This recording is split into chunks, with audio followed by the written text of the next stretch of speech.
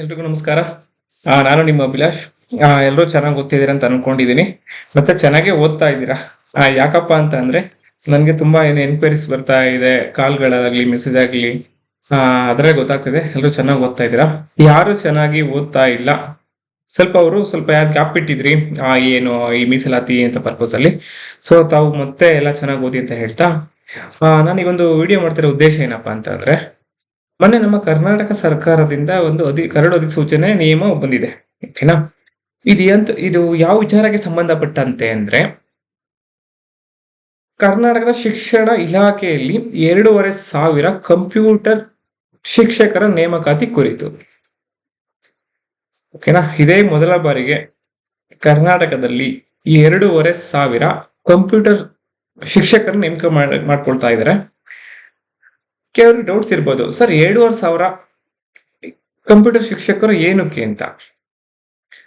But ಇದಕ್ಕೆ ಸ್ವಲ್ಪ ನಾನು ಮಾಹಿತಿ ಹೇಳ್ಬೇಕು ಅಂತಂದ್ರೆ, ಏನಪ್ಪಾ ಅಂತಂದ್ರೆ, ನಮ್ಮ ಕರ್ನಾಟಕ ಸರ್ಕಾರದಲ್ಲಿ ಒಂದು ಹೊಸ ಸ್ಕೀಮ್ ಯೋಜನೆಯನ್ನು ಮಾಡಿದ್ದಾರೆ. ಏನಪ್ಪಾ ಅಂತಂದ್ರೆ ಕರ್ನಾಟಕ ಪಬ್ಲಿಕ್ ಸ್ಕೂಲ್ ಅಂತ. ಈ ಕರ್ನಾಟಕ ಪಬ್ಲಿಕ್ ಸ್ಕೂಲ್ ಏನಿದೆ, ಇದ್ರ ಉದ್ದೇಶ ಏನಪ್ಪಾ ಅಂತ ಅಂದ್ರೆ, ಈಗೇನು ಕಾನ್ವೆಂಟು ಮತ್ತೆ ಇಂಗ್ಲಿಷ್ ಮೀಡಿಯಂ ಎಲ್ಲ ಇದ್ದು ನೋಡಿ, ಕಾನ್ವೆಂಟ್ಗೆಲ್ಲ ಏನು ಎಜುಕೇಶನ್ ಕೊಡ್ತಾ ಇದ್ರು, ಅದೇ ರೇಂಜ್ ಅಲ್ಲಿ ನಮ್ಮ ಸರ್ಕಾರ ಇಲಾಖೆಯಲ್ಲಿ ಏನು ಗೌರ್ಮೆಂಟ್ ಸ್ಕೂಲ್ ಇತ್ತು, ಅಲ್ಲೂ ಕೂಡ ಅದೇ ರೀತಿಯ ಉನ್ನತ ಶಿಕ್ಷಣ ಅಂದ್ರೆ ಟೆಕ್ನಾಲಜಿ ಶಿಕ್ಷಣವನ್ನು ನೀಡಬೇಕು ಅನ್ನೋ ಒಂದು ಉದ್ದೇಶದಿಂದ ಕಂಪ್ಯೂಟರ್ ಸೈನ್ಸ್ ಟೀಚರ್ಸ್ ಅನ್ನು ನೇಮಕ ಮಾಡ್ಕೊಳ್ತಾ ಇದ್ದಾರೆ. ಅದು 2,500 ಹುದ್ದೆಗಳು. ಓಕೆನಾ? ಇದ್ರಲ್ಲಿ ಏನಪ್ಪಾ ಅಂತ ಅಂದ್ರೆ, ಈ ಕರ್ನಾಟಕ ಪಬ್ಲಿಕ್ ಸ್ಕೂಲ್ ಏನಿದೆ, ಟೋಟಲಿ 700 ಮೊದಲನೇ ಹಂತದಲ್ಲಿ 700 ಶಾಲೆಗಳನ್ನ ಚೂಸ್ ಮಾಡಿದ್ದಾರೆ. ಅದರಲ್ಲಿ 500 ಶಾಲೆಗಳು ಅಂದ್ರೆ ಕಲ್ಯಾಣ ಕರ್ನಾಟಕ ಹೊರತುಪಡಿಸಿ, ಅಂದ್ರೆ 7 ಜಿಲ್ಲೆಗಳು ಏನಿದೆ ಅದನ್ನು ಹೊರತುಪಡಿಸಿ 500 ಶಾಲೆಗಳನ್ನ ಅಲ್ಲಿಗೆ ಫಿಕ್ಸ್ ಆಗಿದೆ. ಇನ್ನ 200 ಏನು ಕರ್ನಾಟಕ ಪಬ್ಲಿಕ್ ಸ್ಕೂಲ್ಗಳನ್ನ HK ವಿಭಾಗಕ್ಕೆ ಸ್ಯಾಂಕ್ಷನ್ ಆಗಿದೆ. ಸೊ ಅದಕ್ಕೋಸ್ಕರ ಈಗ ಆಲ್ರೆಡಿ ಒಂದು 15ರಿಂದ 20 ದಿನದಿಂದನೇ ಒಂದು ಗೆಜೆಟೆಡ್ ಬಂದಿತ್ತು. ಅದ್ರ ಸಂಬಂಧಪಟ್ಟಂಗೆ ಮೊನ್ನೆ ಏನೊಂದು ಗೆಜೆಟೆಡ್ ಬಂದಿದೆ, ಎಜುಕೇಶನ್ ಕ್ವಾಲಿಫಿಕೇಶನ್ ಸಂಬಂಧಪಟ್ಟಂಗೆ. ಸೊ ಅದಕ್ಕೋಸ್ಕರ ಸ್ವಲ್ಪ ಈ ಮಾಹಿತಿನ ಹೇಳ್ತಾ ಇದ್ದೀನಿ. ಕೆಲವರಿಗೆ ಡೌಟ್ಸ್ ಇತ್ತು, ಸರ್ ನಾವು BEd ಆಗಿಲ್ಲ ಮತ್ತೆ TET ಪಾಸ್ ಆಗಿಲ್ಲ, ನಾವು ಇದಕ್ಕೆ ಅಪ್ಲಿಕೇಶನ್ ಹಾಕ್ಬೋದಾ ಅಂತ.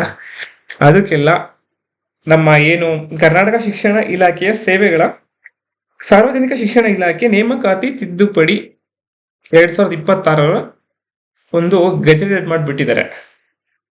ಸೊ ಯಾರ್ಯಾರು ನಾವು BEd ಆಗಿಲ್ಲ ಅಂತ ಯಾರು ಕೂರಕ್ ಹೋಗ್ಬೇಡಿ, ಎಲ್ಲರೂ ಅಪ್ಲಿಕೇಶನ್ ಹಾಕ್ಬೋದು. ಓಕೆನಾ? ಸೊ ಇದಕ್ಕೆ ಕ್ವಾಲಿಫಿಕೇಶನ್ ಏನಪ್ಪಾ ಅಂತ ಅಂದ್ರೆ, ಮೊದಲಿಗೆ ಹೇಳ್ಬೇಕು ಅಂತಂದ್ರೆ, BEd ನೀವು actually BSc first one, second ಓಕೆನಾ BSc ಇನ್ ಕಂಪ್ಯೂಟರ್ ಸೈನ್ಸ್ ಆಗಿರ್ಬೇಕು, ಸೆಕೆಂಡ್ BCA ಓಕೆನಾ, ಥರ್ಡ್ ಒನ್ BIT ಆಗಿರ್ಬೇಕು. BIT ಫುಲ್ ಫಾರ್ಮ್ ಏನ್ ಅಂದ್ರೆ ಕೆಲವರಿಗೆ ಇದು ಗೊತ್ತಿರಲ್ಲ, ಬ್ಯಾಚುಲರ್ ಆಫ್ ಇನ್ಫಾರ್ಮೇಶನ್ ಟೆಕ್ನಾಲಜಿ ಅಂತ. ಓಕೆನಾ? Next fourth one B in CS. ನೀವು ಇಂಜಿನಿಯರಿಂಗ್ ಅಲ್ಲಿ ಯಾರು ಕಂಪ್ಯೂಟರ್ ಸೈನ್ಸ್ ಮಾಡಿರ್ತೀರಾ ಅವ್ರಿಗೂ ಕೂಡ ಅವಕಾಶವಿದೆ. ಓಕೆನಾ? ನೆಕ್ಸ್ಟ್ BTech in CS, ಯಾರು ಕೂಡ BTech ಮಾಡಿದ್ದೀರಾ ಅವ್ರಿಗೂ ಕೂಡ ನಾವು ಅಪ್ಲಿಕೇಶನ್ ಹಾಕಬಹುದು. ಸರ್ ಓಕೆ, ನಾವು ಇಷ್ಟು ಕ್ವಾಲಿಫಿಕೇಶನ್ ಇದ್ರೆ ಸಾಕಾ ಅಂತ ಕೇಳಕ್ ಹೋಗ್ಬೇಡಿ. ಇದ್ರ ಜೊತೆ ನೀವೇನು SSLC ಮತ್ತೆ PUC ಇಲ್ಲಿ ಓದಿದ್ದೀರಾ ಈ ಹಿಂದೆ, ಅದ್ರಲ್ಲಿ ಫಸ್ಟ್ ಲ್ಯಾಂಗ್ವೇಜ್ ಮತ್ತೆ ಸೆಕೆಂಡ್ ಲ್ಯಾಂಗ್ವೇಜ್ ಆಗಿ ಕನ್ನಡನ ತಾವುಗಳು ಕಡ್ಡಾಯವಾಗಿ ಓದಿರ್ಲೇಬೇಕು. ಮ್ಯಾಕ್ಸಿಮಮ್ 99% ಎಲ್ಲರೂ ಓದಿರ್ತೀರ, ಅದ್ರ ಬಗ್ಗೆ ಯಾರಿಗೂ ಏನು ಸಂದೇಹ ಬೇಡ. ಓಕೆನಾ? ಮತ್ತೆ ಇದ್ರ ಜೊತೆ ಒಂದು ಸಣ್ಣ ಟ್ವಿಸ್ಟ್ ಇದೆ. ಟ್ವಿಸ್ಟ್ ಅಂದ್ರೆ ಇಲ್ಲ, ಆಕ್ಚುಲಿ ಅದು ಒಂದು ಒಳ್ಳೇದೇ ಆಕ್ಚುಲಿ. ಏನಪ್ಪಾ ಅಂತಂದ್ರೆ, ಇವಾಗ ಏನು ಕಾಲ್ಫರ್ ಆಗ್ತಿದೆ 2,500 ಕಂಪ್ಯೂಟರ್ ಶಿಕ್ಷಕರ ಹುದ್ದೆಗಳಿಗೆ ಸಂಬಂಧಂಗೆ ಯಾರು ಅಪ್ಲಿಕೇಶನ್ ಹಾಕ್ತಿರೋ, ನಾನು ಈಗ ಹೇಳಿದ್ನಲ್ಲ, BSc bachelor of in computer science ಆಗಿರ್ಬೋದು, BCA, ಇನ್ನ BCS, BIT ಮತ್ತೆ ಇನ್ನ BTech ಇನ್ ಕಂಪ್ಯೂಟರ್ ಸೈನ್ಸ್ ಯಾರು ಓದಿದಿರೋ, ಸೊ ತಾವೆಲ್ಲ ಅಪ್ಲಿಕೇಶನ್ ಹಾಕ್ಬೋದು. ನೀವು ಯಾರು ಸೆಲೆಕ್ಟ್ ಆಗ್ತೀರಾ ಈ ಹುದ್ದೆಗಳಿಗೆ, ಟೀಚರ್ ಆಗಿ ಸೆಲೆಕ್ಟ್ ಆಗ್ತೀರಾ, ಅವರು ನೀವು ಹುದ್ದೆಗೆ ಜಾಯಿನ್ ಆಗಿ 5 ವರ್ಷದ ಒಳಗಾಗಿ B.Ed ಕಂಪಲ್ಸರಿ ಮಾಡ್ಕೊಳ್ಳೇಬೇಕು. ಜೊತೆಗೆ TET ಕೂಡ ಪಾಸ್ ಮಾಡ್ಕೊಳ್ಳೇಬೇಕು. ಖಂಡಿತವಾಗಿ ಎಲ್ಲರೂ ಕೂಡ ಪಾಸ್ ಮಾಡ್ಕೋಬಹುದು. ಯಾಕೆಂತಂದ್ರೆ ತಾವೆಲ್ಲರೂ ಕಂಪ್ಯೂಟರ್ ಸೈನ್ಸ್ ಅಲ್ಲೇ ನೀವೆಲ್ಲ ಡಿಗ್ರಿ ಮಾಡಿರ್ತೀರಾ, ಮಾಸ್ಟರ್ ಡಿಗ್ರಿ ಕೂಡ ಮಾಡಿರ್ತೀರಾ. ಸೊ ಹಾಗಾಗಿ ನಿಮ್ಗೆಲ್ಲ ಇದೊಂದು ಒಳ್ಳೆ ಬಪ್ಪರ್ ಲಾಟ್ರಿ ಅಂತಲೇ ಹೇಳ್ಬೋದು. ಮತ್ತೆ ಇದಕ್ಕೆ ಸಂಬಂಧಪಟ್ಟಂಗೆ ಬೇಸಿಕ್ ಸ್ಯಾಲ್ರಿನೇ 44,425 ರೂಪಾಯಿ ಬೇಸಿಕ್ ಸ್ಯಾಲ್ರಿನೇ ಇದೆ. ಆಕ್ಚುಲಿ ಗುಡ್ ಸ್ಯಾಲ್ರಿ ಇದೆ. ಸೊ ಹಾಗಾಗಿ ಏನಪ್ಪಾ ಅಂತ ಅಂದ್ರೆ ನೋಡಿ, 2,500 ಕಂಪ್ಯೂಟರ್ ಶಿಕ್ಷಕರ ನೇಮಕಾತಿ ಮತ್ತೆ ಯಾವಾಗ ಆಗುತ್ತೋ ಏನೋ ಗೊತ್ತಿಲ್ಲ. ಸದ್ಯಕ್ಕೆ 2,500. ಅದನ್ನು ಯಾರು ನೀವು ಏನು ಈ ಡಿಗ್ರಿ ಓದಿದ್ದೀರಾ ಅವ್ರಿಗಂತೂ ಒಂದು ಸುವರ್ಣ ಅವಕಾಶ ಅಂತ ಹೇಳಕ್ಕೆ ನಾನು ಇಷ್ಟಪಡ್ತೀನಿ. ಸೊ ತಾವೆಲ್ಲ ಚೆನ್ನಾಗಿ ಓದ್ಕೊಳ್ಳಿ.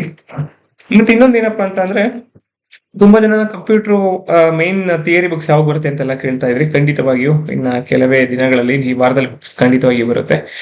ಏನಪ್ಪಾ ಅಂತಂದ್ರೆ, ನನಗೆ ಆಲ್ರೆಡಿ ಆ ಬುಕ್ಸ್ ಅಲ್ಲಿ ಕೆಇ ಮತ್ತು KPSC ಗೆ ಸಂಬಂಧಪಟ್ಟಂಗೆ, ಮತ್ತೆ ಇನ್ನ GPSTR ಆಗಿರ್ಬೋದು, ಇನ್ನ HSRTR ಆಗಿರ್ಬೋದು, ಮತ್ತೆ ಇನ್ನ ಏನು ಹುದ್ದೆಗಳು ಕಾಲ್ಫರ್ ಆಗುತ್ತೆ ಕಂಪ್ಯೂಟರ್ ಶಿಕ್ಷಕರನ್ನ ನೇಮಕಾತಿ ಹೊರತುಪಡಿಸಿ ಅಲ್ಲಿ ಏನ್ ಸಿಲೆಬಸ್ ಇದೆಯೋ ಅದೆಲ್ಲ ಅದರಲ್ಲಿ ಇನ್ಕ್ಲೂಡ್ ಆಗಿದೆ. ಯಾಕೆಂತ ಅಂದ್ರೆ ನೋಡಿ, ಈಗ ಪ್ರಾಥಮಿಕ ಕಿರಿಯ ಶಿಕ್ಷಕರಿಗೇನೆ 11 ಮಾರ್ಕ್ಸ್ ಇದೆ. ಇನ್ನು ಇನ್ನ 6 to 8 ಇದೆ, ಅಲ್ಲಿಗೆನೆ 25 ಮಾರ್ಕ್ಸ್ ಬರುತ್ತೆ. ಸೊ ಯಾರನ್ನು ಕೂಡ ಸುಮ್ಮನೆ ಅದನ್ನ ನೆಗ್ಲಿಜೆನ್ಸಿ ಮಾಡಕ್ ಹೋಗ್ಬೇಡಿ. ಸೊ ಅದ್ರ ಜೊತೆಗೆ ನಾನು ಖಂಡಿತವಾಗಿ ಈ ವಾರದಲ್ಲಿ ತಮಗೆ ಆ ಕಂಪ್ಯೂಟರ್ ಬುಕ್ಸ್ ನಾನು ಸಂಪೂರ್ಣವಾಗಿ ಥಿಯರಿ ಮಾಡಿದೀನೋ ಅದನ್ನ ಖಂಡಿತವಾಗಿ ನೀಡ್ತೀನಿ. ಆಲ್ರೆಡಿ ನಾನು ಈ ಹಿಂದೆ ವಿಡಿಯೋದಲ್ಲಿ ತಮಗೆ ತೋರಿಸ್ಕೊಟ್ಟಿದ್ದೀನಿ ಯಾವ ತರ ಬುಕ್ಸ್ ಇದೆ ಅಂದ್ರೆ ಸಂಪೂರ್ಣವಾಗಿ ವಿವರದಲ್ಲಿ ಇದೆಯಲ್ಲ ಅದ್ರ ಬಗ್ಗೆ. ಯಾಕೆಂದ್ರೆ ಕೆಲವ್ರು ಕೇಳ್ತಾ ಇದ್ರು, ಸರ್ ನಾವು ನಿಮ್ ಬುಕ್ಸ್ ನೇ ತಗೊಳಕ್ ವೆಯ್ಟ್ ಮಾಡ್ತಾ ಇದೀವಿ. ಯಾಕೆಂದ್ರೆ ನಿಮ್ ಬುಕ್ಸ್ ಬಗ್ಗೆ ಈಗ ಆಲ್ರೆಡಿ ಏನಿದೆ, ಬ್ಯಾಕ್ವರ್ಡ್ ವೆಲ್ಫೇರ್ ಆಫೀಸರ್ ಬುಕ್ಸ್ ತಗೊಂಡು ಓದಿದ್ದು ಒಂದೇ ಎಕ್ಸಾಮ್ ಅಲ್ಲಿ ನಾವು 90-95 ಮಾಡಿದ್ದು. ನಿಮ್ ಬುಕ್ಸ್ ಇಂದೆಲ್ಲ ಡೈರೆಕ್ಟ್ ಆಗಿ 85, 82, 83 ಎಲ್ಲ ಕ್ವಶನ್ಸ್ ಬಂದಿತ್ತು. ಹಾಗಾಗಿ ಎಲ್ಲರೂ ನನ್ನ ಮೇಲೆ ನಂಬಿಕೆ ಇಟ್ಟಿದ್ದೀರಾ.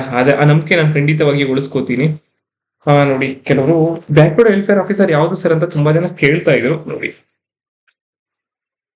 ಓಕೆನಾ, ಇದೇ ಪುಸ್ತಕ HKL 82 ಬಂದಿತ್ತು. ನಾನ್ HKL 81 ಕ್ವಶನ್ ಡೈರೆಕ್ಟ್ ಆಗಿ ಬಂದಿತ್ತು.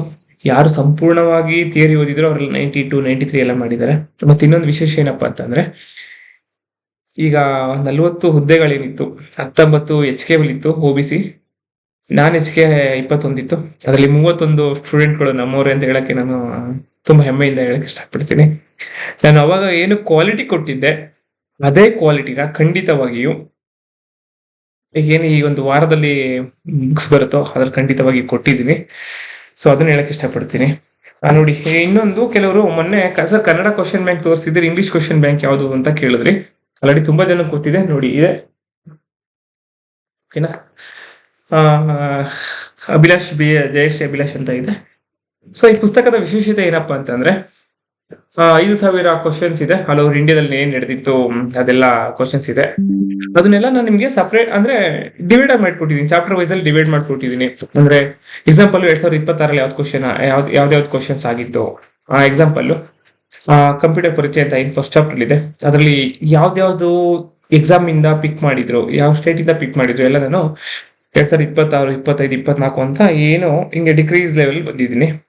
ಸೊ ಹಾಗಾಗಿ ಮತ್ತೆ ನಮ್ಮ ಕರ್ನಾಟಕದ ಏನಿದೆ ಅದ್ರದ್ದು ಕೂಡ ಅಪ್ ಟು ಏನು ಮೊನ್ನೆ HKL ಎಕ್ಸಾಮ್ಸ್ ಏನ್ ನಡೆದಿತ್ತು ಅದ್ರದ್ದು ಕೂಡ 2026 ಏನ್ ನಡೆದಿತ್ತು ಅದ್ರೂ ಕೂಡ ಮೆನ್ಷನ್ ಮಾಡಿದ್ವಿ.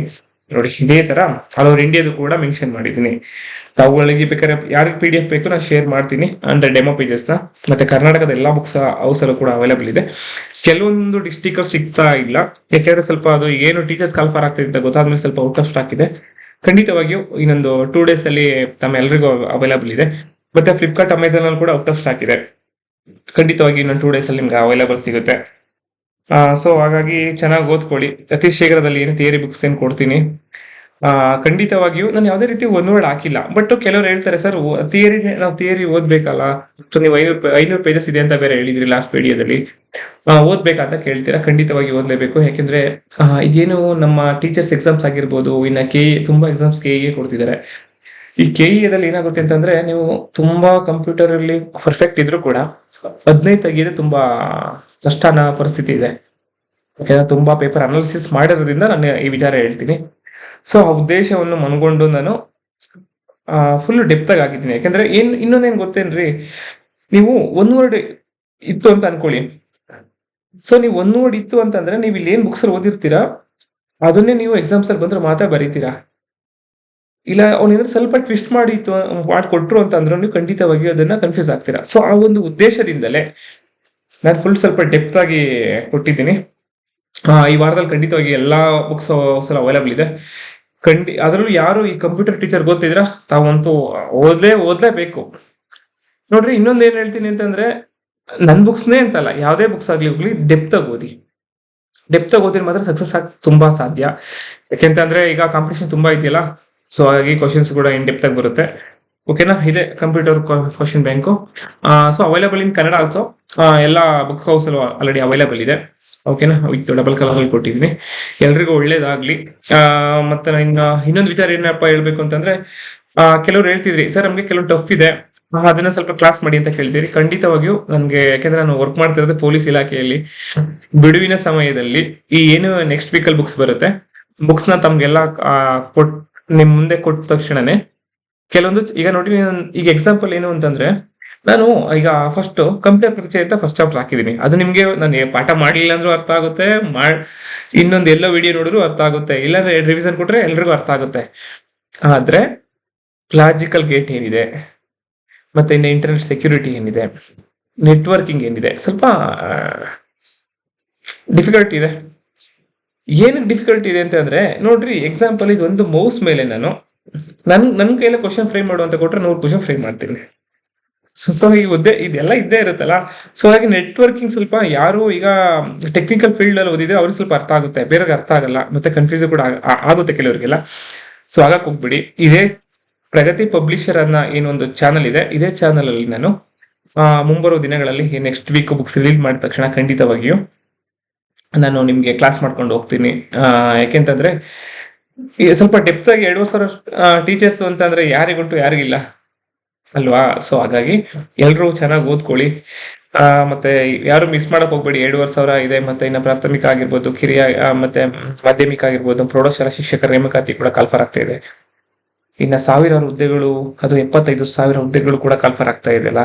ಹಾಗಾಗಿ ಕಂಪ್ಯೂಟರ್ ಮಾತ್ರ ಬಿಡಕ್ ಹೋಗ್ಬೇಡಿ. ಕಂಪ್ಯೂಟರ್, ಕನ್ನಡ, ಇಂಗ್ಲಿಷು ಏನು ಈ ಸೆಕೆಂಡ್ ಪೇಪರ್ ಇದೆ, ಅದರಲ್ಲಿ ನೀವು 80+ ಮಾಡ್ಲಿ ಅಂದ್ರೆ ತುಂಬಾ ಕಷ್ಟ ಆಗುತ್ತೆ.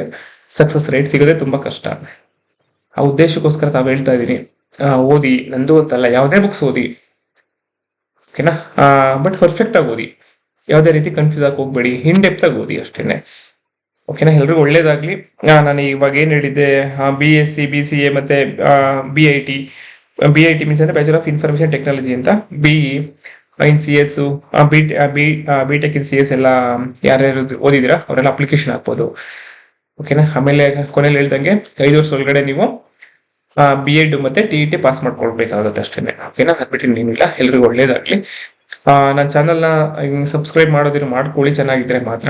ಯಾಕೆಂತಂದ್ರೆ ನಾನು ಕೆಲವೊಂದು ಮಾಹಿತಿ ಹೇಳ್ತೀನಿ, ಸೊ ಅದು ಯೂಸ್ ಆಗುತ್ತೆ ಅಂತ ಅನ್ಕೊಂಡಿದ್ದೀನಿ. ಯಾಕಂದ್ರೆ OBC ಬುಕ್ಸ್ ಬಗ್ಗೆ ನಾನು ಕ್ವಾಲಿಟಿ ಕೊಡೋದ್ರ ಬಗ್ಗೆ ಆಲ್ರೆಡಿ ಎಲ್ರಿಗೂ ಗೊತ್ತಿದೆ. ಯಾರಿಗೆ OBC ಬುಕ್ಸ್ ಬಗ್ಗೆ ಗೊತ್ತಿಲ್ವಲ್ಲ, ಸೊ ಅವ್ರಿಗೆ ಸ್ವಲ್ಪ ಗೊತ್ತಾಗ್ಲಿ ಅಂತ ಹೇಳ್ತಾ ಇದ್ದೀನಿ. ಎಲ್ರಿಗೂ ಒಳ್ಳೇದಾಗ್ಲಿ. ನಮಸ್ಕಾರ.